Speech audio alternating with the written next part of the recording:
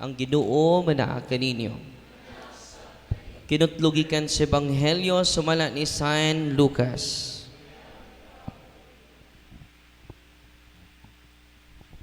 Sa ikaunom kabulan sa pagmabdos ni Isabel, gipadala sa Dios ang anghel nga si Gabriel ngadto sa lungsod sa Galilea nga ginganlag Nazareth. May mensahe siya alang sa kabatanong dalaga nga sinayuran sa usa ka lalaki nga ganlag Jose, nga kaliwat ni Hari David. Maria ngalan sa babay.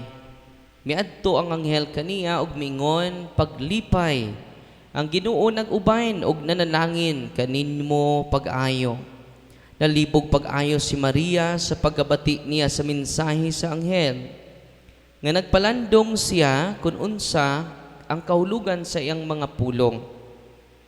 Mingon ang anghel kaniya, ayaw kahadlok Maria, kay gikahimutan ka sa Dios.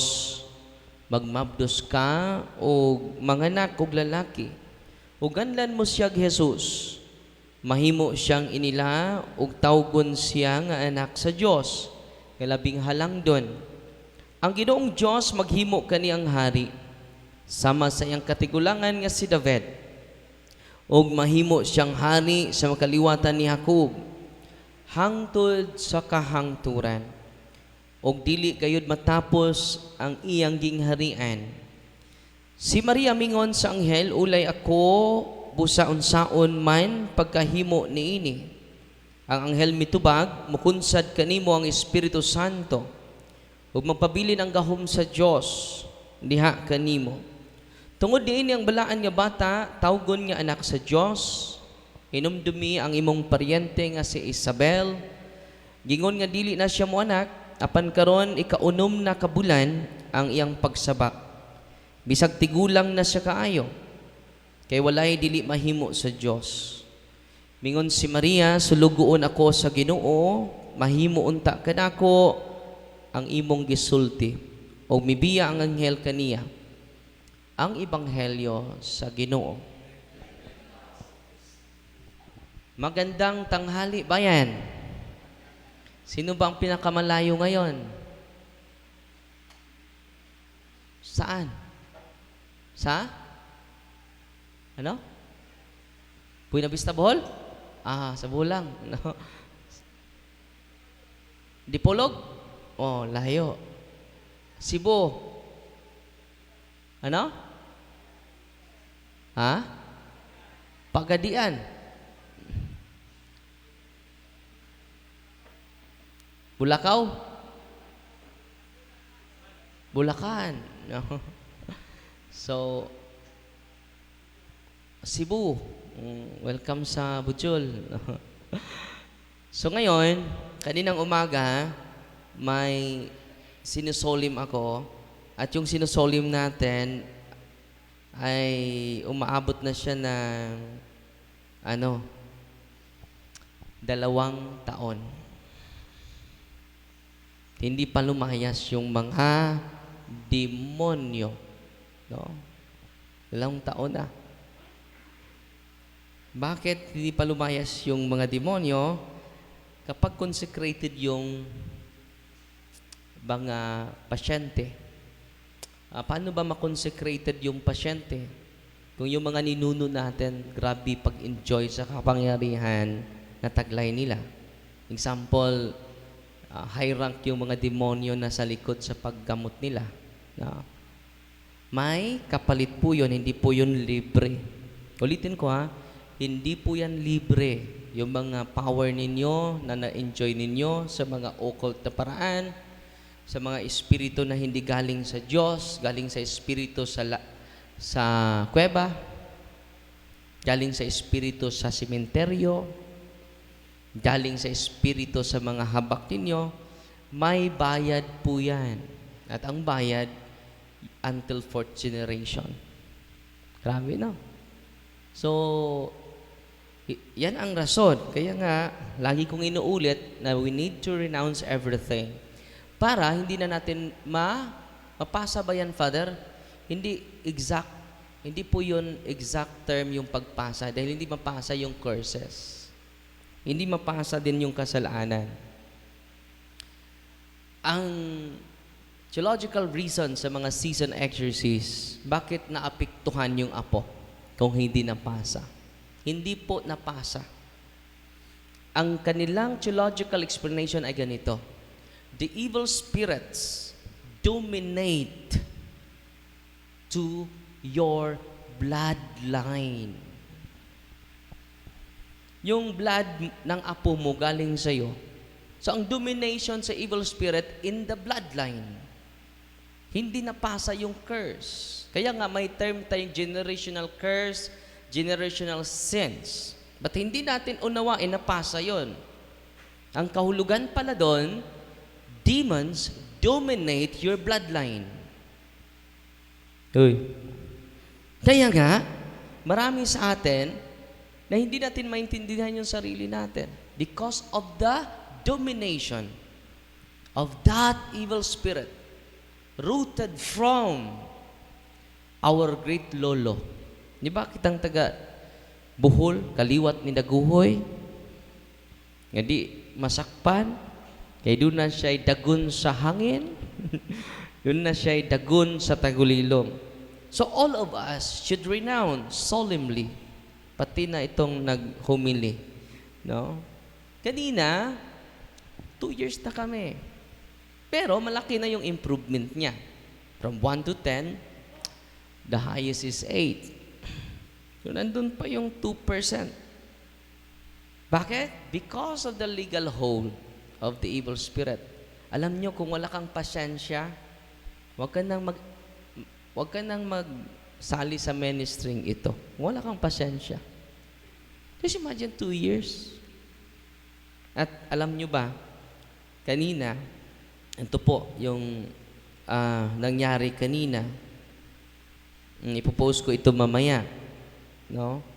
Grabe yung pag-absorb niya, dito, mag-react siya dito. Kung pupunta siya sa mga ibang lugar, mag-react siya, ma-absorb niya yung mga spirits na nakatira sa specific na lugar. Nag-react na siya. Very absurd. Hindi ka magsama! Yawa! Dili pwede! Isama! Dahil ako go! Dili pwede! May audience participation tayo. 2 years. I cannot let this woman So, natatakot yung... May audience participation tayo ngayon. So, nag-react na. So, 2 years na po siya nagsasuffer.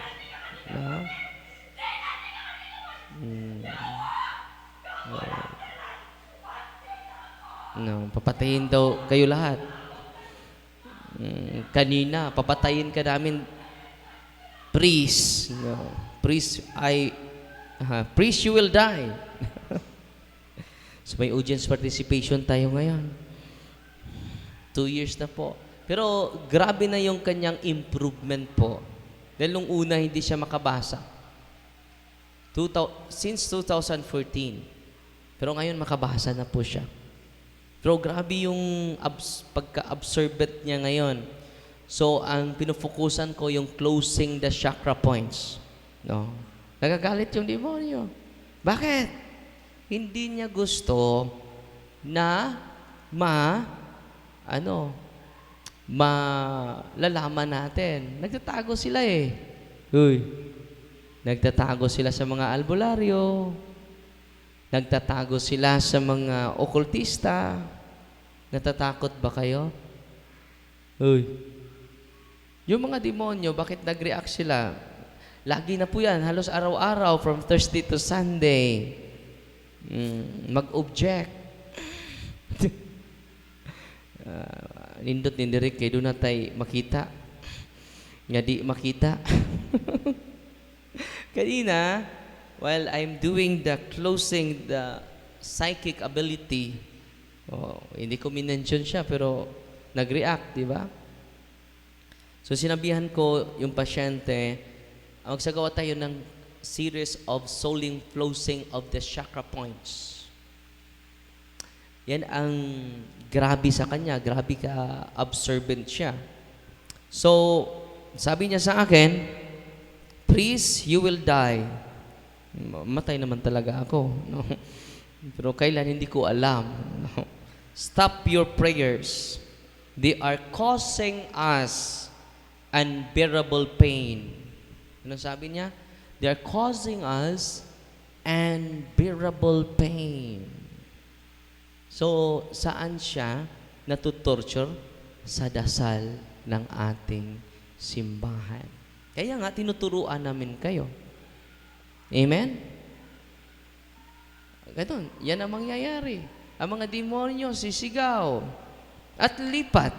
Saan sila lilipat? Sa kapitbahay ninyo. Maawa naman kayo sa kapitbahay ninyo. No? Turuan ninyo sa ating kaalaman ngayon. Amen? Anong objective namin? Bakit kinakatikais namin kayo? Una, to empower you. Ano yung rason namin to empower you? So that all of you will be dependent on God alone, not to Father Darwin, not to us. Pag uwi nyo sa inyong mga parokya, go to your priest. Attend Mass with great devotion. Meron sa atin mag-attend ng Mass, laging nalilate. Yun pang unang mangumyunyon. Wala pang final blessing, umaalis na. Anong nasa isip mo? Ano ito? Sinihan? No? So yun, nag-react na. No? Maganda talaga itong ministering ito dahil may audience participation. Hindi naman namin yun pinano, hindi naman yun scripted. Hindi naman kami nag-uusap ng demonyo. No? Mamaya sa humili ko, mag-react ka, ha? Para makita ng mga tao. Yan po, pinipigilan niya ako. Pinipigilan niya ako para hindi kayo manatili kayong ignorant. No? Ignorante. At yan po yung i-elaborate ko ngayon. The wounds of ignorance. May 7 bullets po ako. Nandito na po tayo sa pang-5. Yung